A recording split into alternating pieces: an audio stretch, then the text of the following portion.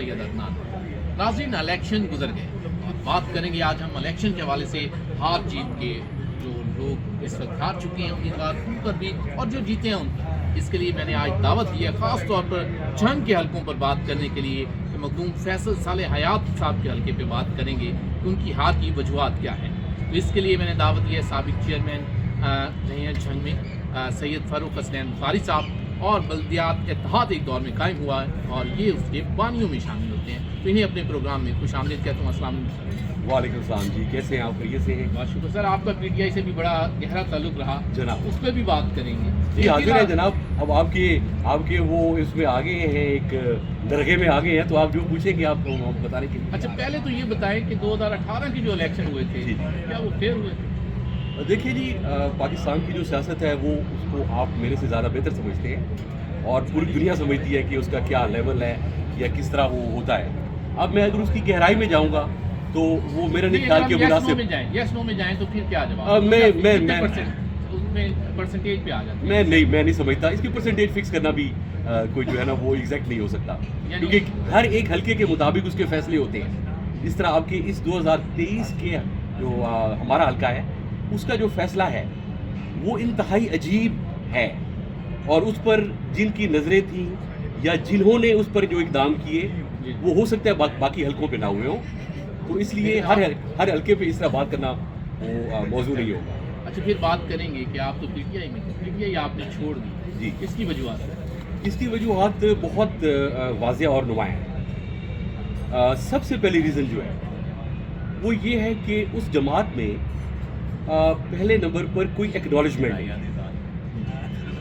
जब आप कोई काम करते हैं तो डेफिनेटली आपकी एक ह्यूमन नेचर है कि जिसमें आप ये चाहते हैं कि उसको एक्नॉलेज किया जाए, और एक्नॉलेज करने के बाद वो इनफैक्ट वो चीज़ आपको एक रिफ्यूल करती है, एक्टिव हो जाता वो है। बंदा कहता है कि ठीक है यार, मुझे यहाँ पर मेरी एप्रिसिएशन हो रही है, यहाँ पर मुझे एक्नॉलेज किया जा रहा है, तो उसमें फिर वो और लग के काम करता है। पहली बात ये है। दूसरी बात ये है कि जिन पॉइंट्स पर और जिन नुकात पर पीटीआई का क़याम हुआ था वो उन नुकात से बहुत दूर जा चुका है। इसलिए कि देखिए कि जो जिन लोगों को पीटीआई की नज़र में करप्ट समझा जाता था उन्हीं को उसमें शामिल किया गया। ये आप उस वक्त की बात कर रहे हैं, वो बहुत से लोग बाद में छोड़ गए, छोड़ तो गए, मगर वो भी गए, लेकिन आप उस दौर की बात कर रहे हैं जब आपने पूछा भी उसी दौर में। हाँ, मैं उसी दौर का पूछ रहा हूँ कि आपने उस वक्त पीटीआई छोड़ी। बिल्कुल ऐसे ही है। तो जब वो छोड़ गए या वो शामिल हुए तो एक बड़ी डिसअपॉइंटमेंट का एक जो है वो देखने में आई लोगों में, आवाम में, और ख़ास तौर पे जो डिस्ट्रिक्ट ऑफिसर्स थे, डिस्ट्रिक्ट बेयरर्स थे, जो डिस्ट्रिक्ट के बेयरर्स थे, वो उनके पीछे हटने की भी वजह यही थी कि उनको कोई ख़ास उनकी एक्नॉलेजमेंट ना होगी। नंबर 2 और नंबर 3 आप ये देखें कि जब पीटीआई की गवर्नमेंट इक़्तिदार में आई तो पाकिस्तान का सबसे बड़ा, ये आपने हर जगह यही सुना होगा, अब मैं क्या वो राम कथा नहीं लेके बैठ जाऊं, बट ये जिक्र करना बहुत ज़रूरी है कि आप देखें कि पंजाब की गवर्नमेंट एक ऐसी आपकी बैकबोन की हैसियत रखती थी जिसपे आपके पूरे मुल्क की गवर्नमेंट जो है वो उसके गिल्ड रिवॉल्व करती है, ठीक है, और वो किसके सुपुर्द की गई? ठीक है जी। अब मैं तो उस बंदे का नाम भी इसलिए नहीं ले सकता क्योंकि वो पीटीआई को छोड़ के ज़िया लीग में शामिल हो गए, आपके इल्म में होगा, ठीक है। तो ऐसे बंदों को आगे लाया गया और उनके पीछे मफाद क्या था? उनके पीछे ये मफाद था कि मुझे फॉर एग्जांपल मुझे जी एक हुक्म आ गया और वो हुक्म आया है जी पीरनी साहिबा से कि ये काम आपने करना है, उसकी कोई लॉजिक बनती है नहीं बनती है, ठीक है, वो फैसला।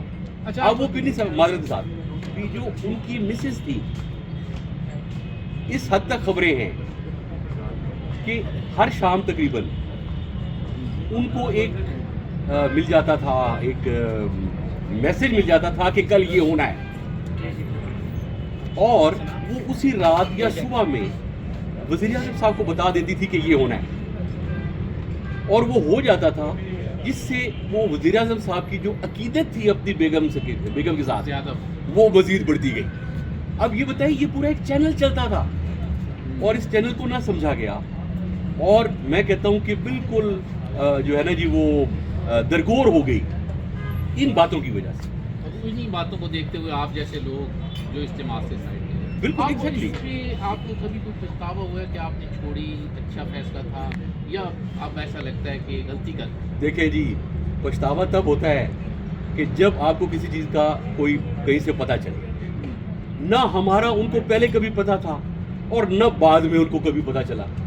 پچھتاوا ہمیں کیا ہونا, ہم تو اس لیول پہ ہیں, نچلے لیول کی گیمیں ہیں, ٹھیک ہے. اس میں ہمارے ساتھ نہ ان کے کوئی مفاد, نہ کوئی باتیں, نہ کوئی قصہ کہانیاں. تو جب ہمیں اس چیز کا کوئی پتہ ہی نہیں چلا تو ہمیں پچھتاوا کس چیز کا ہونا.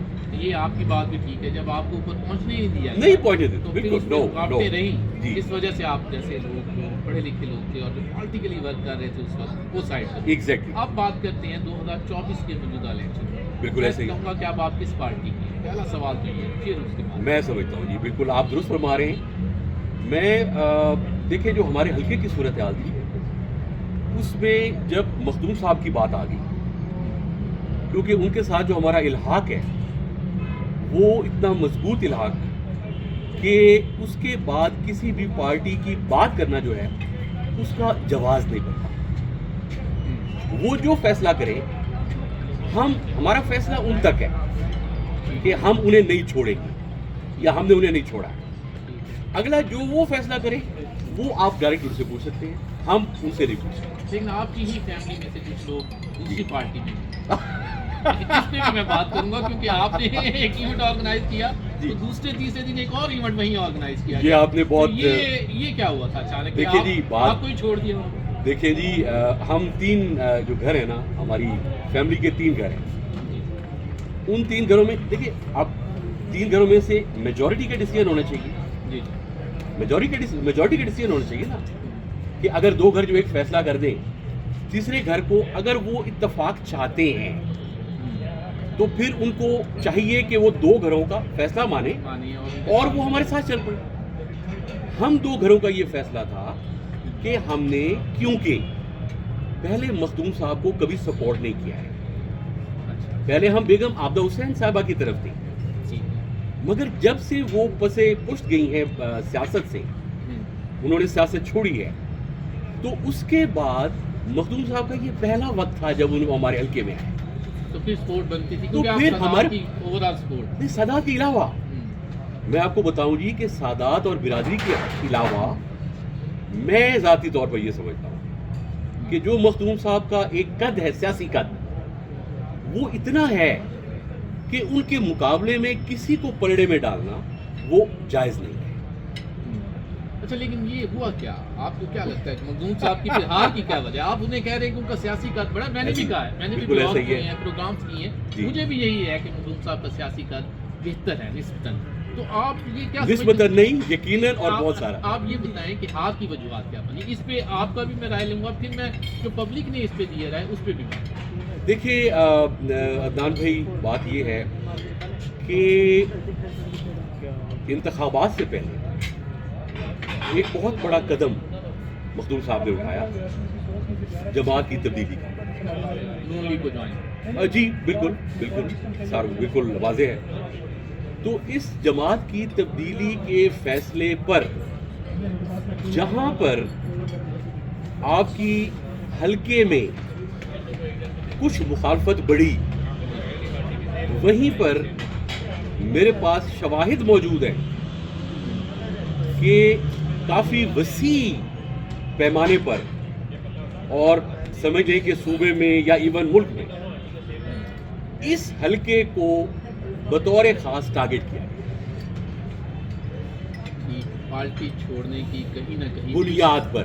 ٹھیک ہے جی, ایک تو یہ وجہ تھی. دوسری وجہ نے اپنا یہ بھی تاثر تھا کہ مخدوم صاحب نے اپنا آئیڈیل حلقہ بنایا.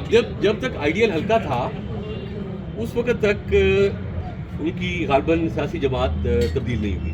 ایسی سیاسی جماعت انہوں نے آئیڈیل حلقے کے بعد تبدیل.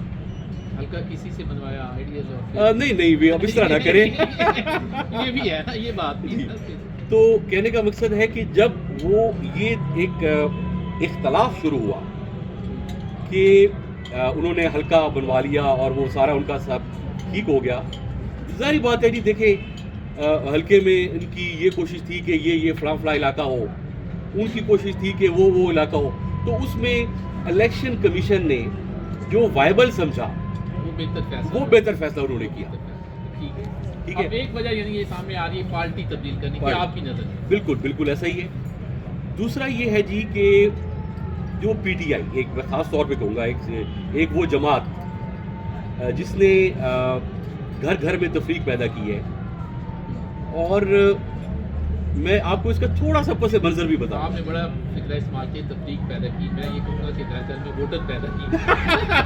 इस तरह भी कहा जा सकता है कि घर घर में वोटर पैदा किया। नहीं, वो आप दुरुस्त फरमा रहे हैं, मगर ये है कि इसको आप शऊर का नाम दे दें, इसको आप शऊर का नाम दें कि लोगों को शऊर आया है। मैं समझता हूँ शऊर आया है, मगर उस शऊर के साथ साथ जो इज्जत का इख्तिताम हुआ है ना, एक आपस में इलेक्शन के दिनों में चाहे जितनी मुखालफतें हो जाती थी, मगर इलेक्शन के बाद ऐसे लगता था कि जैसे बिल्कुल एक से ऐसा कोई फर्क नहीं रह जाता था। मगर ये करिश्मा, ये मोज़ा और ये जो आप कह सकते हैं ना जी कि एक इनकी तरफ से एक जो देन है, वो इस जमात की तरफ से ये है कि इन्होंने बेटे को बाप से, भाई को भाई से, ये ऐसा इन्होंने वो तफरका डाला है जो कि आपकी एक रख रखाव की जो एक दुनिया और सियासत थी ना,